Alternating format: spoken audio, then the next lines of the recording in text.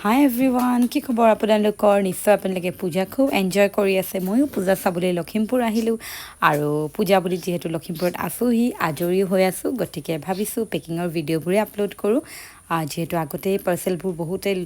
লোৱাবোৰ packing কৰি থোৱা আছে কিন্তু আপলোড কৰিবহে টাইম পোৱা নাছিলোঁ আজি সময় পাওঁতে শেৱালী বৰাৰ বাইদেউৰ দুলীয়াজনৰ তেখেতে 3যোৰ পাথোনৰ কাণফুলি আজিৰ পৰা প্ৰায় 2 মাহমানৰ আগতেই লৈছিলে তাকেই এটা পেকিঙৰ ৰিলছ আপোনালোকলৈ আগবঢ়ালোঁ আৰু বাইদেউলৈ বহুত বহুত ধন্যবাদ তেখেতে বনাবলৈ দিছিল 3যোৰ কাণফুলি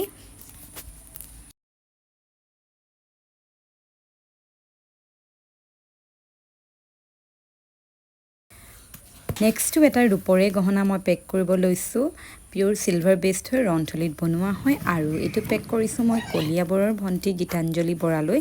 তাই নিজৰ বিয়াৰ বাবে এইটো লৈছে লগতে আৰু বহুতকেইটা বস্তুৱে ল'লে কিন্তু বাকীকেইটা বেলেগকৈ লৈছিলে এইটো বেলেগকৈ ল'লে তাই হয়তো এইকেইদিনতে তাই বিয়াও হৈ গৈছে